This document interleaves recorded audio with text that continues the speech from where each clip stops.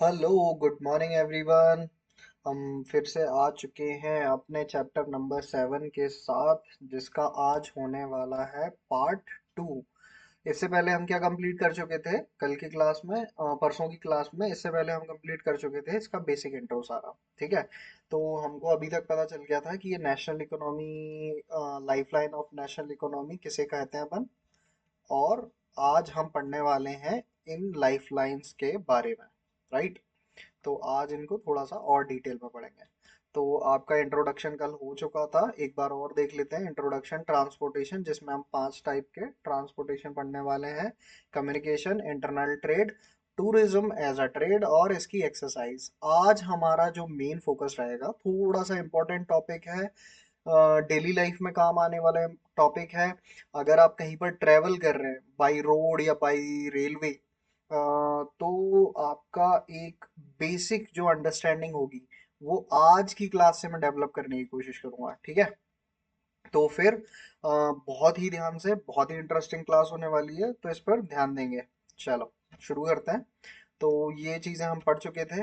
आज सबसे पहले शुरू करते हैं इंट्रोडक्शन से। The pace of development of a country depends upon the production of goods and services।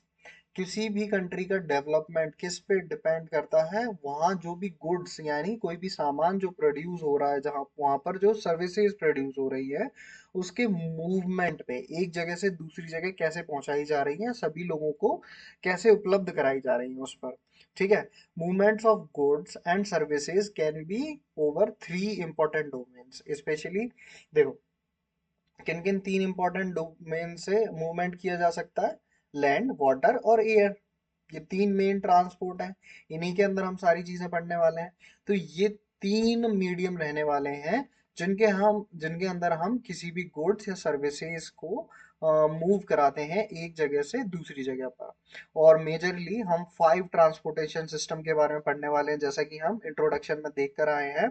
सबसे पहले कौन सा रहेगा? रोडवेज, फिर रेलवेज, फिर एयरवेज, वाटरवेज और पाइपलाइन। ठीक है।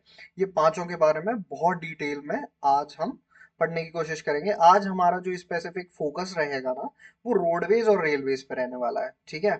तो इन दोनों पे बहुत अच्छे से ध्यान रखेंगे और इनके अंदर थोड़ा सा और डीप जाने की कोशिश करेंगे। ठीक है। मैं कुछ और पीछे की इंफॉर्मेशन भी आपके लिए लेके आया हूँ, जो भी इंटरेस्टिंग है, इंफॉर्मेशन और है, जो और जानना चाहते हैं वो इसके साथ फॉलो हो सकते हैं। जिनको लगता है अवॉइड कर देनी चाहिए, तो वो एक बार जरूर पढ़ लें, उसके बाद अवॉइड कर सकते हैं, ताकि एक आपको बेसिक अंडरस्टैंडिंग रहे कि हाँ, ऐसा भी कुछ होता है। With the development in science and technology, the area of influence of trade and transport increase। Science और टेक्नोलॉजी जैसे जैसे जैसे जैसे इंक्रीज होते जा रहा है, इन्फ्लुएंस इंक्रीज हो जाता है, वैसे ही ट्रेड और ट्रांसपोर्ट भी इंक्रीज हो रहा है। The help of the help of equally developed communication system. और ये किसकी मदद से हो रहा है? लगातार जो डेवलप कर पा रहे हैं हम कम्युनिकेशन सिस्टम की वजह से। क्लियर है इतना? Therefore transport, communication and trade are complementary to each other. Transport, communication और ट्रेड एक दूसरे को कॉम्प्लीमेंट कर रहा है। Today, India is well linked with the rest of the world despite its vast size। आज हम देख पाते हैं इंडिया पूरी दुनिया से लगभग बहुत अच्छे तरीके से जुड़ा हुआ है। इंस्पाइट ऑफ डिस्पाइट ऑफ इस वास्ट साइज, बहुत बड़ा साइज होने के बाद भी, बहुत बड़ी डाइवर्सिटी होने के बाद भी, linguistic and socio cultural plurality होने के बाद भी, railways, Airways, waterways, newspaper, radio, television, cinema, internet etcetera have been contributing to its socio-economic progress in many ways। तो ये सारी चीजें इसको कंट्रीब्यूट कर रही है। क्लियर है इतना? एक चीज और, एक पॉइंट और याद रखेंगे कि today the world has converted into a large village with help of efficient and fast moving transport. अगर आप किसी रिटन एग्जाम, मतलब अगर यूपीएससी जैसे एग्जाम, या फिर जिसमें आपको ईपीएफओ का एग्जाम हो गया आपका, तो ऐसे किसी भी एग्जाम की तैयारी कर रहे हैं तो जो मैं ऐसी लाइनें लेके आता हूँ उनका आप बहुत ही बेहतरीन तरीके से इस्तेमाल कर सकते हैं। जैसे today the world has been converted into a large village, पूरी दुनिया ना एक बड़े विलेज की तरह, बड़े गांव की तरह बन के रह गई है। With the help of efficient and fast moving transport, किसकी वजह से? एक बहुत ही अच्छे और फास्ट मूविंग, जल्दी जल्दी एक जगह से दूसरी जगह पहुंचाने वाले ट्रांसपोर्ट की मदद से। तो कहीं भी आपको कम्युनिकेशन या फिर ट्रांसपोर्ट या फिर ट्रेड या फिर टूरिज्म, उन सभी जगह ये आप चीज यूज कर सकते हैं, राइट? समझ में आ गया? आई होप इतना क्लियर हो गया होगा। चलिए आगे बढ़ते हैं अब अपन। तो मीन्स ऑफ ट्रांसपोर्ट, इससे पहले हम पढ़ चुके हैं क्या क्या मीन्स ऑफ ट्रांसपोर्ट है। लैंड, वाटर और एयर। तो लैंड में हमने तीन पढ़े थे, कौन कौन से पढ़े थे? Roadways, railways and pipeline. फिर वाटर में इनलैंड और ओवरसीज। एयर में डोमेस्टिक, इंटरनेशनल। डोमेस्टिक में पब्लिक अंडरटेकिंग और प्राइवेट एयरलाइंस। आई होप मैं ये आपको प्रीवियस क्लासेस में पढ़ा चुका हूँ और आपको समझ में आ गया होगा। आगे बढ़ते हैं इसके बाद। देखो roadways, India is the second largest road map network in the world, aggregating to about 62.16 lakh kilometre 2020-21। एक चीज याद रखिएगा, ये जो डाटा आपको यहाँ पर दिया हुआ है ये कब का है? 2020-2021 का। अभी ये रिवाइज हो गया होगा, तो आज का आपका बेसिक अभी का होमवर्क यही रहने वाला है कि आप इस डाटा को करेक्ट करके लाएंगे। विच मीन्स अभी अपन 2025 में, तो अभी कितना रोड और बन चुका है? क्या अभी भी हम सेकंड लार्जेस्ट हैं या लार्जेस्ट बन चुके हैं? ठीक है, ये मैं आपके लिए छोड़ रहा हूँ। The construction cost of road is much lower than the railway lines. दूसरा इंपॉर्टेंट पॉइंट क्या है कि रोड्स को बनाने का जो कॉस्ट आता है वो रेलवे लाइंस को बिछाने से काफी कम होता है। Roads can cover more geographically harder location that cannot be done by the railways। अब थर्ड पॉइंट क्या है कि जोग्राफिकल लोकेशंस काफी जगह ऐसी होती हैं जहां पर रेलवेज को पहुंचाना पॉसिबल नहीं है। इंस्टेड ऑफ दैट वहां पर हम रोड डालकर उस जगह को दूसरी जगह से कनेक्ट किया जा सकता है। क्लियर है? और अगर आप कुछ ऐसे एग्जांपल लेना चाहें तो आप हिली एरियाज हुए या सैंडी एरियाज हुए, तो आप देख सकते हैं वहां पर शायद रेलवे लाइन इतनी सक्सेसफुल ना हो जितना रोड्स अच्छे से वर्क कर सकते हैं और रोड्स आसानी से डाले जा सकते हैं। Roads can negotiate higher gradients of slope and can easily built in trans mountains such as Himalayas। देखिए आ गया ना हिली रीजन्स वाला, कि भाई ऐसे स्लोप्स जहां पर हैं या फिर हाई एल्टीट्यूड वाली जगह है, तो रोड्स वहां पर एक बार को पॉसिबल किए जा सकते हैं instead of railways. Road transport is economical, road transport थोड़ा सा इकोनॉमिकल होता है। It also provide door to door service, ये हमेशा याद रखेंगे, क्योंकि रेलवे या फिर कोई और ट्रांसपोर्ट मीडियम आपको डोर टू डोर सर्विस नहीं दे पाता, जबकि रोडवेज आपको door to door service provide करवाता है। रोड ट्रांसपोर्ट सीधा आपके घर तक आ सकते हैं, क्योंकि आपके घर के पास से भी कहीं ना कहीं गली मोहल्ले, गांव, कस्बा, तहसील, विलेज जो भी है, वहाँ रोड तो होते ही हैं या फिर रोड डाले ही जा सकते हैं। ठीक है? Road transport provides links between railway station, air और सी पोर्ट्स। और रोड का जो लास्ट इंपॉर्टेंट काम है, जो सबसे इंपॉर्टेंट माना जाता है, कि ये सभी के बीच का लिंकिंग लिंक बोलते हैं इसे, कि ये रेलवे को भी कनेक्ट करता है, ये एयरवे को भी कनेक्ट करता है, ये सी पोर्ट को भी कनेक्ट करता है। ठीक है? तो लिंक प्रोवाइड करवाता है ये सभी के बीच में। चलिए नेक्स्ट पे आते हैं। India, in India roads are classified into 6 classes according to their capacity। Okay, एक इम्पोर्टेंट पॉइंट ये याद रखेंगे कि 6 क्लासेस में डिवाइड किया जा सकता है इंडियन रोड्स को अकॉर्डिंग टू देयर कैपेसिटी। सबसे पहले गोल्डन क्वाड्रिलेटरल या फिर सुपर हाईवे के बारे में पढ़ने वाला है। सबसे पहला रहने वाला है, इसमें नंबरिंग भी कर लेते हैं अपन। फर्स्ट वन, तो सबसे पहला है गोल्डन क्वाड्रिलेटरल और सुपर हाईवे। तो इसमें मेजरली ये पता है क्यों डेवलप किया था? जो मेजर मेजर सिटीज हैं हमारी, जो मेजर मेजर सिटीज हैं इंडिया की, उन्हें डायरेक्टली 6 लेन हाईवे से कनेक्ट किया जा सके, ताकि ये सिटीज एक दूसरे से कनेक्ट करके अच्छे से ट्रांसपोर्ट यहाँ पर उपलब्ध कराया जा सके। क्लियर है? The government has launched a major road development project linking Delhi. Map में मार्क करते चलेंगे अगर आपके पास मैप है तो, नहीं तो मैं तो बताऊं वही दिल्ली, कोलकाता, चेन्नई, मुंबई और वापस से दिल्ली। समझ में आया? तो ये 6 लेन सुपर हाईवे से कनेक्ट किया जा रहा है। और दूसरा नॉर्थ साउथ कॉरिडोर, नॉर्थ में क्या है? श्रीनगर जो कि जम्मू कश्मीर में, कन्याकुमारी साउथ में, east west corridor third important point, east west corridor Silchar जो कि कहाँ है? असम में, पोरबंदर गुजरात में, इन दोनों को कनेक्ट करने का। The major objective of these superhighway is reduce the time and distance between the mega cities। तो इनका मेजर मेजर काम क्या था कि भाई ये क्या करें, टाइम को कम करें और डिस्टेंस को कम करें इन मेगा सिटीज के बीच में, ज्यादा आसानी से जल्दी से पहुंचा जा सके। The highway project is being implemented by NHAI. तो हाईवे प्रोजेक्ट कौन इम्प्लीमेंट करता है इनका? NHAI, national highway authority of India. क्या आप में से कोई मुझे इसका स्लोगन बता सकता है? बहुत ही इंटरेस्टिंग स्लोगन है इसका। ठीक है, चलिए अगर जिनको पता है वो कमेंट या फिर डायरेक्टली मुझे भेज सकते हैं, और जिनको नहीं पता है प्लीज एक बार देख के आइएगा। They are not just building roads, they are building something else. मैंने आपको हिंट दे दिया है, बाकी आपसे मैं पूछूंगा। बहुत अच्छा स्लोगन है एनएचएआई का। ठीक है, एक बार इनको हम मैप में और देख लेते हैं, फिर आगे कंटिन्यू करेंगे।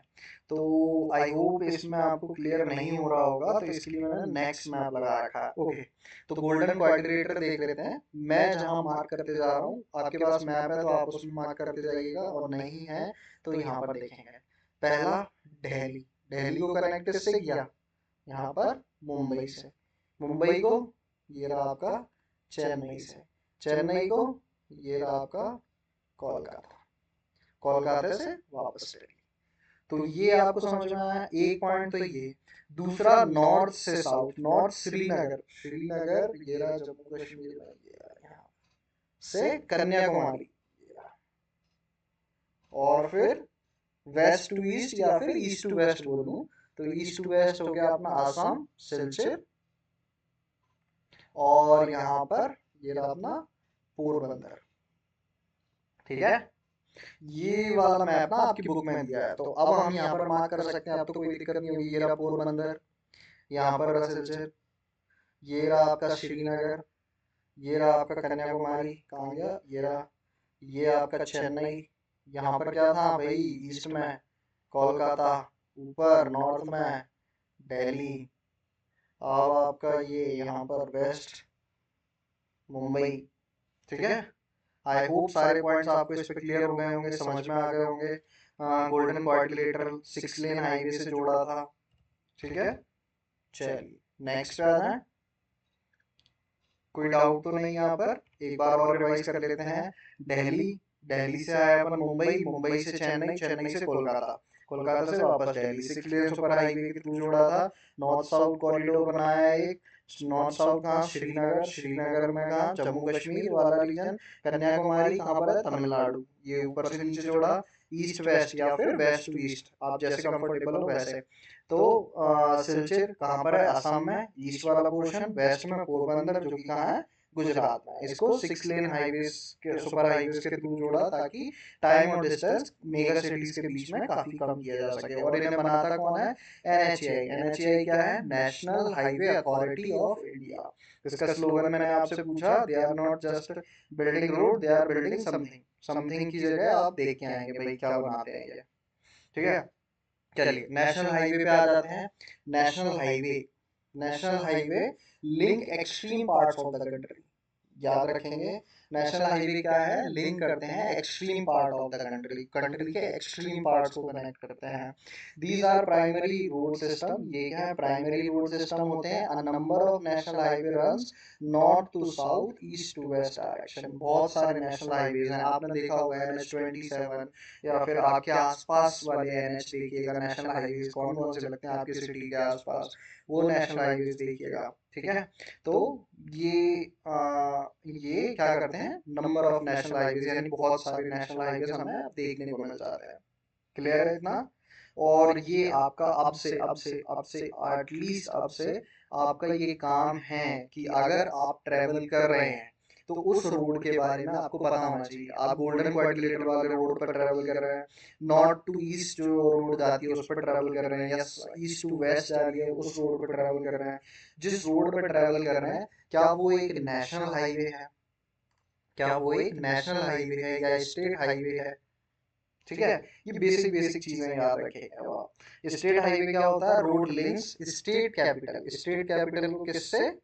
स्टेट कैपिटल को डिफरेंट डिस्ट्रिक्ट हेडक्वार्टर से।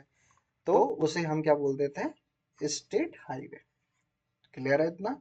स्टेट के कैपिटल को जो भी जिस भी स्टेट से आप बिलोंग करते हैं उस स्टेट के कैपिटल को डिफरेंट डिफरेंट डिस्ट्रिक्ट हेडक्वार्टर से जिसको कनेक्ट करते हैं उसे स्टेट हाईवे बोल देते हैं।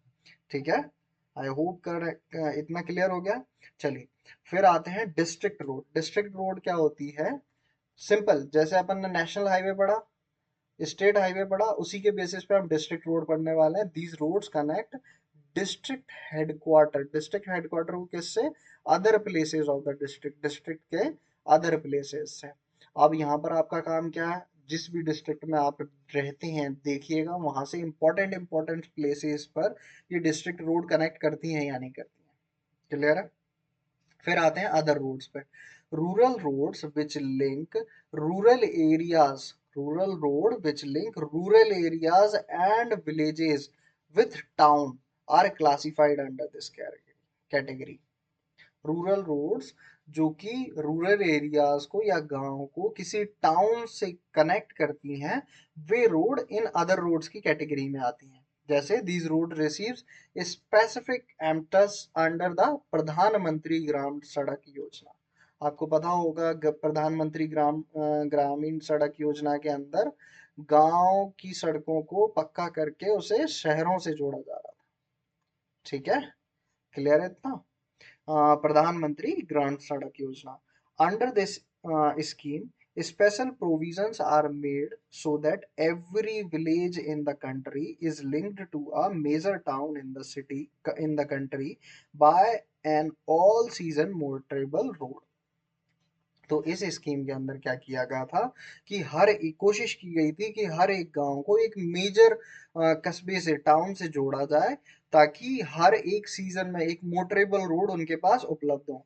अब भाई इसका रीजन क्या था? क्या क्यों इतना जोर दिया जा रहा था इस पर कि मोटरेबल रोड होनी चाहिए जो ऑल वेदर कंडीशंस को झेल सके, या ऑल सीजन मोटरेबल हो, लोग गांव से शहर की तरफ हर सीजन में जा पाए।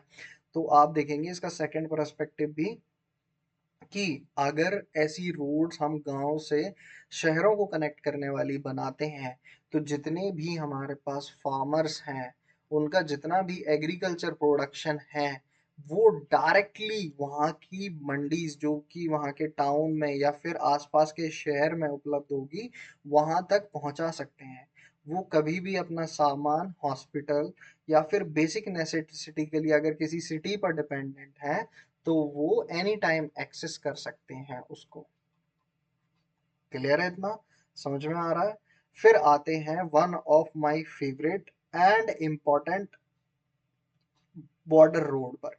ठीक है, बॉर्डर रोड आपको नाम से समझ में आ रहा होगा। बॉर्डर रोड मतलब बॉर्डर पे जो रोड्स बन रही हैं उसे हम बॉर्डर रोड बोल देते हैं। इन्हें बनाता कौन है? ब्रो बनाता है, अपना ब्रो। ब्रो कौन है? BRO, border road organisation. कौन है ब्रो? Border road organisation. ठीक है, government of India undertake construction and maintain roads in the bordering areas of the country.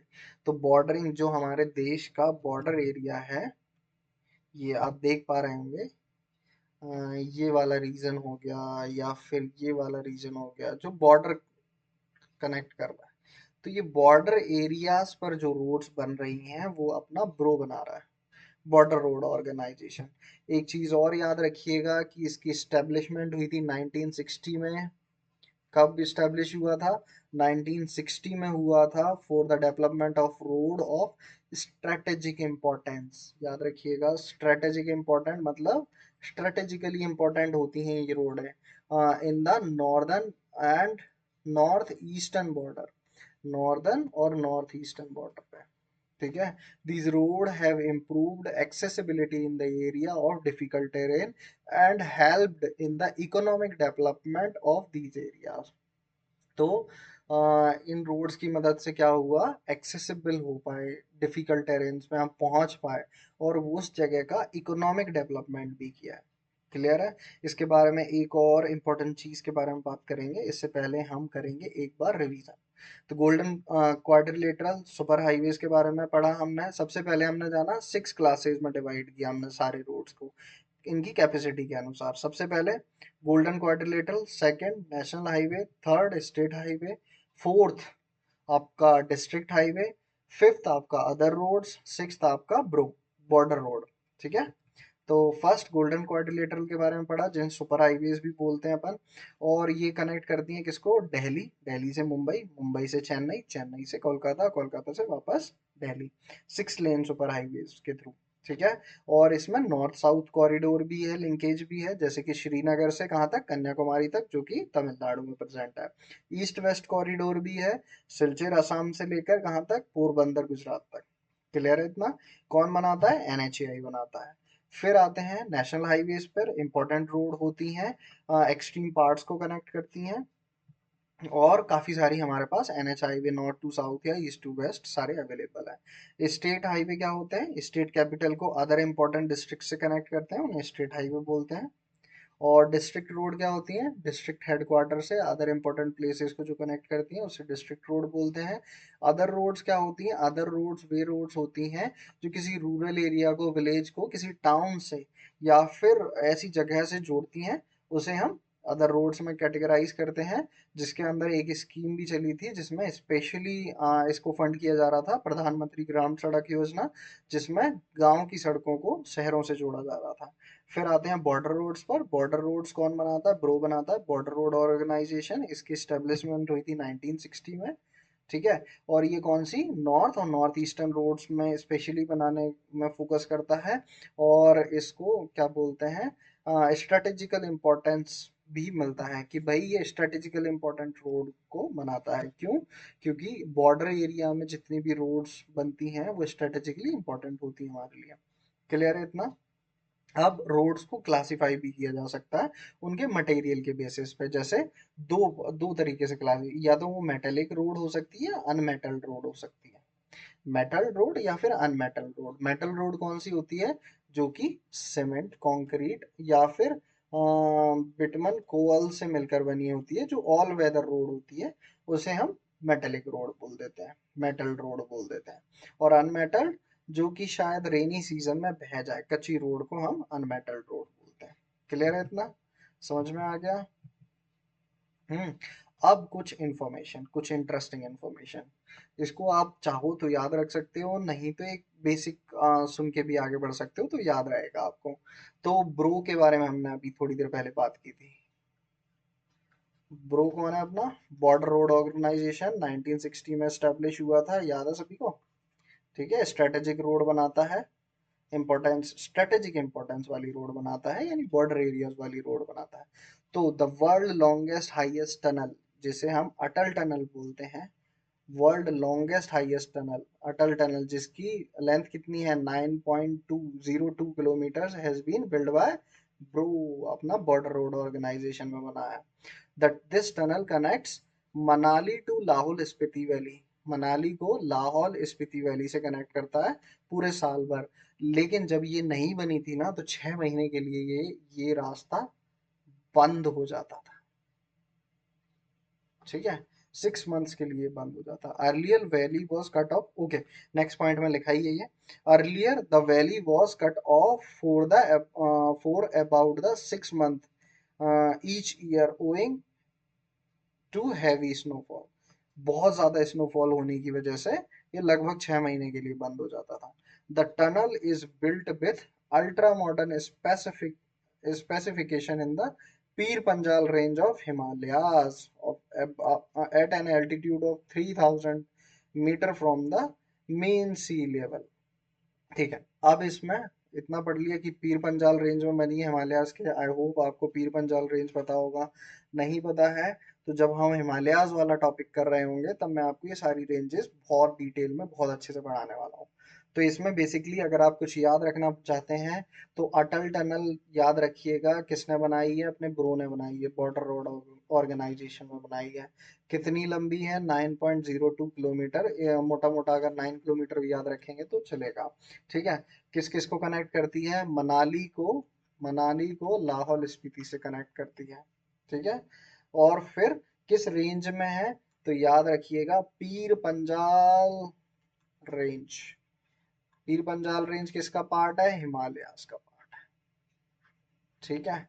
Altitude 3000, मतलब मेन सी लेवल से 3000 मीटर एल्टीट्यूड हाई, मेन सी level से ऊंचा है।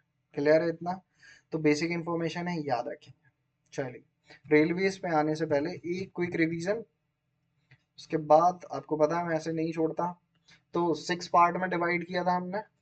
किस पे? कैपेसिटी के बेसिस पे हमने रोड को 6 पार्ट में डिवाइड किया था। सबसे पहले क्वाड्रिलेटरल, गोल्डन क्वाड्रिलेटरल के बारे में पढ़ा। अच्छा, चारों जगहों के नाम बताओ। दिल्ली, दिल्ली से अपन कहाँ गए? अपन ना थोड़ा सा क्रोनोलॉजिकल याद रखेंगे। दिल्ली से मुंबई गए, मुंबई से चेन्नई गए, चेन्नई से वापस कहाँ आए थे? कोलकाता, कोलकाता से वापस दिल्ली आ गए थे। ठीक है।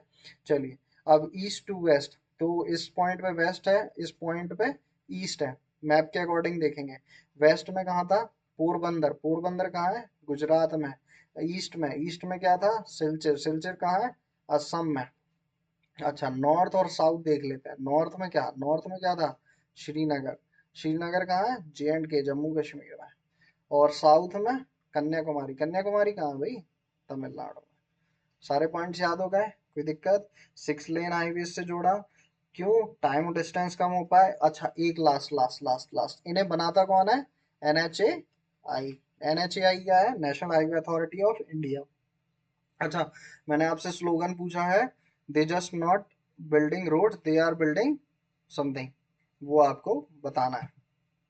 शायद मैंने 2 बार अलग अलग बोल के ना आपको आंसर भी बता दिया। अगर आपका ध्यान होगा तो ठीक है, नहीं तो एक बार सर्च करके आइएगा, बहुत अच्छा स्लोगन है।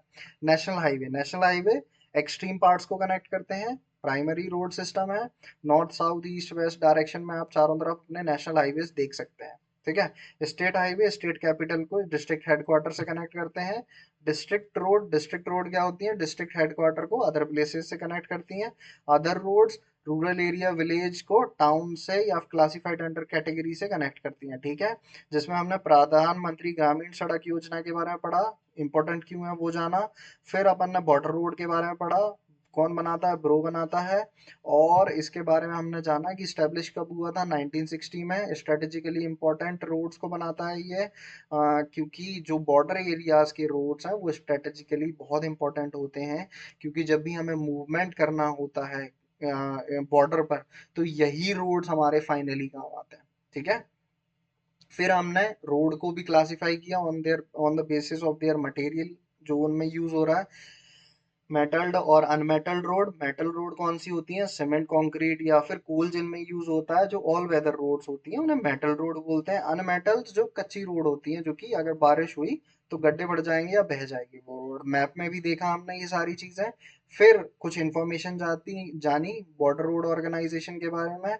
लॉन्गेस्ट हाईवे टनल, जो वर्ल्ड का longest highway tunnel Atal tunnel बना है, 9.02 किलोमीटर ब्रोन है। और फिर जाना वो कनेक्ट किसको करता है? मनाली को लाहौल स्पीति वैली से। और क्या, किस रेंज में है? पीर पंजाल रेंज में। ये किस हिमालय की एक रेंज है। और कितना एल्टीट्यूड पे है? 3000 मीटर। आई होप यहाँ तक क्लियर हो गया होगा। अब चलो रेलवे शुरू करते हैं, फिर आज की क्लास को यहीं पर ओवर करेंगे। ठीक है। Railways are the principal mode of transportation for carrying huge loads and bulky goods for long and short distance in India. Railways have become more important in India's economy. ठीक है। अब railway क्या है? बहुत important है Indian economy के लिए। आपको पता है कि रेलवे क्या है? बहुत सारा लोड ना एक साथ एक जगह से दूसरी जगह ले जा सकता है। और बहुत सारे के अलावा बहुत बल्की लोड्स को भी इजीली एक डिस्टेंस से दूसरी जगह ले जा सकता है, चाहे वो लॉन्ग डिस्टेंस शॉर्ट डिस्टेंस हो, आसानी से पहुंचाया जा सकता है। दूसरा इंपॉर्टेंट, कि the Indian railway now reorganised into 17 zones. Indian railway के 17 जोन्स हैं। अब जिन लोगों को जोन्स जानने हैं उनके लिए मैंने एक्स्ट्रा स्लाइड लगा दी है, अपन सिर्फ गो थ्रू होंगे, जिनको डिटेल में पढ़ना है वो वहां जाकर पढ़ सकते हैं, वीडियो पॉज करके पढ़ सकते हैं। However, rail transport suffer from certain problems as well which are mentioned below। अब इसमें कुछ प्रॉब्लम्स भी हैं, वो प्रॉब्लम्स जान लेते हैं कि भाई रेलवे के साथ क्या क्या प्रॉब्लम है। Construction of bridges is required across river wide beds for laying down the railway lines। मतलब अगर ब्रिज बनाना है किसी नदी पर तो बहुत मुश्किल से बनाया जाएगा। Construction of bridge required across reverse, reverse के दोनों साइड ब्रिज बनाने की जरूरत पड़ती है। बड़े बड़े बेड्स जो आप देखते हैं, पिलर्स जो नीचे लगाने की जरूरत पड़ती है। Laying down the railway lines, the construction, the distribution pattern of the railway network in the country has been largely influenced by physiographic, economic and administrative factor। अब देख पाते हैं कि हमारा जो रेलवे डिस्ट्रीब्यूशन है वो फिजियोग्राफिक, इकोनॉमिक और एडमिनिस्ट्रेटिव फैक्टर भी मैटर करते हैं। फिजियोग्राफिक मतलब होता है वहाँ की फिजियोलॉजी कैसी है, इकोनॉमिक पैसे वाइज, एडमिनिस्ट्रेटिव डिसीजन वाइज कि हमारे एडमिनिस्ट्रेटिव फैक्टर कैसे हैं। ठीक है, ये तीनों चीजें भी मैटर करती हैं। In hilly terrains of the peninsular region, peninsula वाले रीजन में, हिली टेरेन्स में railway tracks are laid through low hills, gaps और टनल्स। तो हिली रीजन्स में कैसे बचा बचा के वहां से डाले जाते हैं, लो हिल्स के थ्रू, गैप्स के थ्रू, टनल्स के थ्रू हम रेलवे ट्रैक्स डालते हैं। The Himalayan mountain regions also unfavourable, जो भी हिमालय वाला रीजन है वो भी अनफेवरेबल है for the construction of railway lines due to highest elevation point in the surface spare population, lack of economic opportunities. तो वहां पर भी पॉसिबल नहीं हो पाता है। It is difficult to lay railway lines in sandy plains. तो sandy plains जो आपका जैसे कि राजस्थान वाला रीजन हुआ या गुजरात वाला थोड़ा सा रीजन हुआ, यहाँ पर थोड़ा सा डिफिकल्ट होता है रेलवे लाइंस को डाल पाना। अच्छा, ये कुछ रेलवे जोन्स हैं जिन्हें आप देख लेंगे। एक बार हम पढ़ लेते हैं। आपको हेडक्वार्टर या फिर जो भी पढ़ना है इसमें डिवीजन्स, हेडक्वार्टर, किलोमीटर्स कितने हैं, ईयर ऑफ एस्टेब्लिशमेंट और कोड, सारी चीज़ें दी हैं। अभी हम सिर्फ इसका नाम, रेलवे जोन का नाम और हेडक्वार्टर के बारे में पढ़ने वाले हैं बस। तो सेंट्रल रेलवे मुंबई हेडक्वार्टर है इसका। East central railway Hajipur headquarter है। ईस्ट कोस्ट रेलवे भुवनेश्वर है। Eastern railway Kolkata. Northern north central railway Allahabad. North eastern railway north eastern railway Gorakhpur. North western railway Jaipur. North east frontier railway Guwahati. North northern railway Delhi. South central railway ये क्या Secunderabad. South east central railway Bilaspur. South eastern railway Kolkata. South western railway Hubli Hubli. Southern railway Chennai. West central railway Jabalpur. Western railway Mumbai. और Kolkata metro railway Kolkata. ठीक है, ये 17 Jones हैं। ठीक है, तो एक बार इन्हें आप पढ़ लेंगे और थोड़ा सा कोशिश करेंगे इसे मैप में भी मार्क करने का। तो next information, the Indian railway as the largest public sector undertaking. जो इंडियन रेलवे है लार्जेस्ट पब्लिक सेक्टर अंडरटेकिंग है, बहुत सारे लोग यहाँ काम करते हैं, लार्जेस्ट है पब्लिक सेक्टर अंडरटेकिंग जो कि गवर्नमेंट के अंदर काम कर रही है। अब इसमें एक इंपॉर्टेंट चीज, आई रिक्वेस्ट एवरीवन कि ये हमेशा याद रखेंगे, जो फर्स्ट स्टीम ट्रेन थी वो चली थी मुंबई से थाने के बीच 1853 में। कब चली थी? 1853 में मुंबई से थाने के बीच, जो कि जिसने कवर किया था 34 किलोमीटर। तो फर्स्ट ट्रेन कहाँ से कहाँ तक चली थी? मुंबई टू थाने। और कब चली थी? 1853 में। टोटल डिस्टेंस कितना कवर किया था? 34 किलोमीटर। और यहाँ पर जो हमारी गेज होती हैं रेलवेज में, मतलब ये आपकी पटरियां हैं और इनके बीच में जो डिस्टेंस होता है उसे गेज बोलते हैं। तो इनके बीच में गेज कितना कितना होता है ये आप एक रफ आइडिया रखेंगे। जैसे ब्रॉड गेज सबसे चौड़ी ट्रेन्स होती हैं जिनका डिस्टेंस होता है जिनके बीच में 1.6 मीटर्स का, ये मीटर्स में दे रखा है, राइट। मीटर गेज 1 मीटर का, नैरो गेज 0.762 से 0.61 का, ठीक है। और ये कुछ एक्स्ट्रा डाटा दे रखा है, आप चाहें तो इसे पढ़ सकते हैं, ठीक है। तो ब्रॉड गेज याद रखेंगे 1.5 मीटर से ज्यादा है 1.67, ठीक है। Metre gauge 1 metre, narrow gauge 7.76 और से 61 तक, 0.61 तक, ठीक है। फिर उसके बाद अपन देखते हैं मैप इंडियन रेलवेज का। तो आप इसमें कुछ इंपॉर्टेंट पॉइंट्स, और जैसे कि जयपुर अपन ने देखा था अभी, एक जोन है, दिल्ली वाला रीजन देखा था। तो आपका होमवर्क ये रहेगा कि आप वो सारे जोन्स के जो हेडक्वार्टर्स हैं उन्हें आप मार्क करके लाएंगे, ठीक है। इसमें जहां जहां जैसे मुंबई, हाजीपुर, भुवनेश्वर, कोलकाता, ये सारे कोशिश करेंगे कि आप इसमें मार्क करके लाएं, ठीक है। आई होप इतना क्लियर हो गया होगा आप सभी को, ठीक है। तो आज की क्लास हम करने वाले हैं यहीं पर ओवर। आई होप आप सभी को मजा आया होगा, कुछ नया सीखने को मिला होगा, और कोशिश करेंगे कि जब नेक्स्ट टाइम हम मिलें तो please keep revising all the things. नहीं तो पता ही नहीं चलेगा कब हमने इतना सारा पढ़ लिया और कब हम सारा का सारा भूल गए। मल्टीपल रिवीजन दीजिए वीकेंड्स पे, and stay consistent, keep doing hard work. Thank you.